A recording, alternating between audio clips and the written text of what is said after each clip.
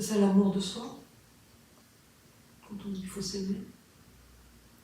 Alors, nous, on ne dira jamais faut s'aimer. Je dirais plutôt on ne s'aime jamais trop, jamais assez. Alors moi je dirais, nous sommes l'amour même, comment ça se fait que l'organisme ne le ressent pas tout le temps? Quelles sont les pensées crues qui viennent se mettre au-dessus et qui font croire qu'il n'y a pas d'amour? Ouais.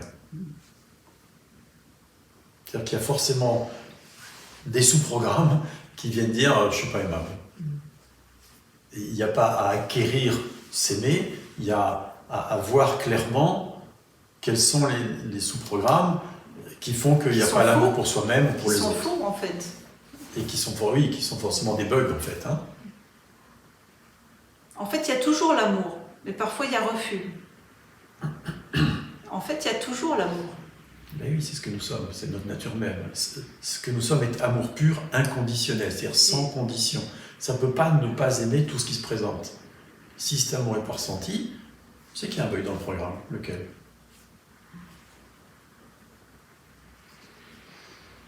Et c'est là toute la difficulté de trouver où est le bug. Déjà, ce qui est intéressant, c'est de voir que c'est pas comme on croit d'habitude. On ne va pas essayer de se mettre à aimer, on ne va pas essayer de développer l'amour, hein, de devenir quelqu'un d'aimant. On ne va pas essayer d'acquérir quelque chose. On va partir dans une autre direction vers attends là, comment ça se fait que je ne ressens pas de l'amour?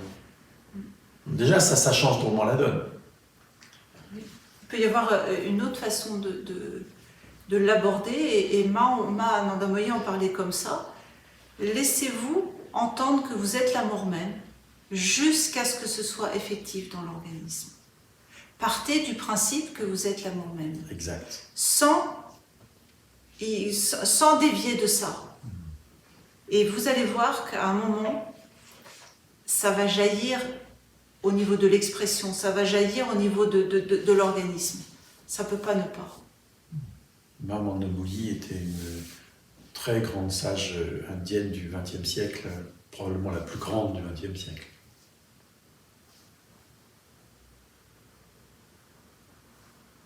Parce que si on fait l'expérience, là, juste, je suis l'amour même, sans doute. Et laissez résonner ça. Nous sommes l'amour même. Et comme je suis l'amour même, rien ne peut être rejeté, mis de côté, refusé. Tout est aimé. Tout ce que je suis, tout ce que j'ai fait, tout ce qui m'arrive, tout ce qui arrive aux autres. Tous les autres sont aimés. La douleur est aimée, la souffrance est aimée. Parfois le mental dit non, mais en fond, nous sommes l'amour même. Ne pas se laisser polluer par ce que raconte la tête. Ça, c'est juste des pensées.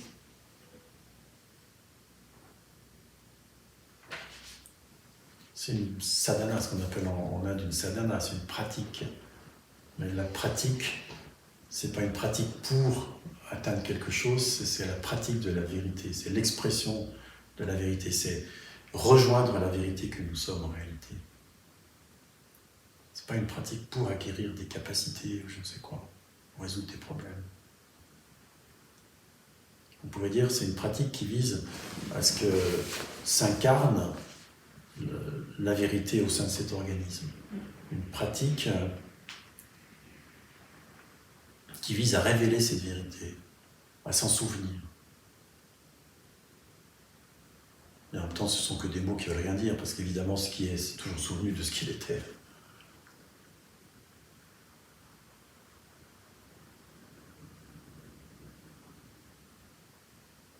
Mais vous pouvez simplement prendre une chose parmi d'autres, vis-à-vis de laquelle le oui est difficile, ou l'amour est difficile. Juste regarder comment ça se passe. Où est-ce que ça grince? Comment ça grince? Qu'est-ce qui se raconte? Qu'est-ce qui est ressenti dans le corps? Et juste être à l'écoute de ça. Laisser ce refus, ce non se déployer sans résistance. Voir de quoi il est fait. Il a aussi le droit de vivre. Lui aussi peut être aimé pour ce qu'il est, ce refus. On peut aussi imaginez, enfin prendre quelqu'un avec qui on a des difficultés de relation et en penser, le voir devant et répéter il n'est que l'amour et voir ce qui se passe. Et vraisemblablement, il va y avoir quelque chose qui va commencer à grincer dans le corps parce que c'est un peu conflictuel et rester avec jusqu'à ce que ça soit tranquille. En répétant ça, il n'est que l'amour. L'apparent autre aussi est l'amour même. Et comment c'est ? Et son comportement est l'amour même. Et notre comportement est l'amour même. Et notre refus est l'amour même.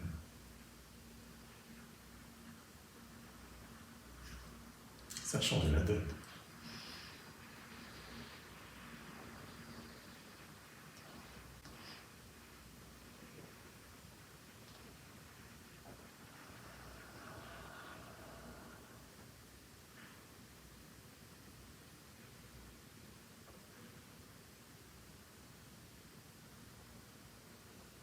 À un moment donné, il peut même y avoir une sorte d'éclat de rire intérieur. Mais comment j'ai pu croire un instant que c'était pas l'amour ?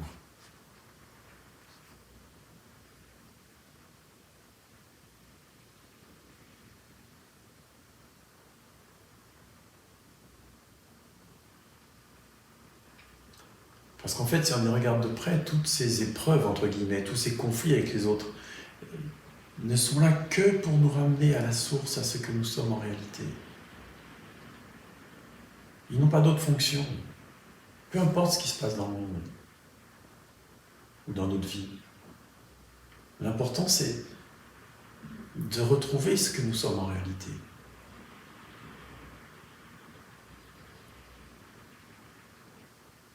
C'est toujours une invitation aux noces.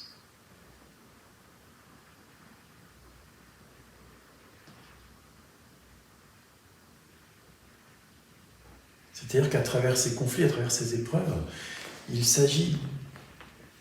l'invitation est de déposer encore et encore, un peu plus toujours, l'idée d'un moi et toutes ses conséquences.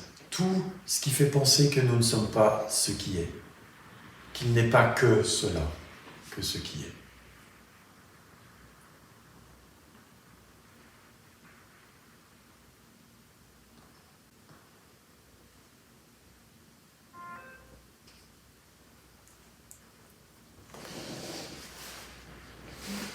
Merci. Merci beaucoup.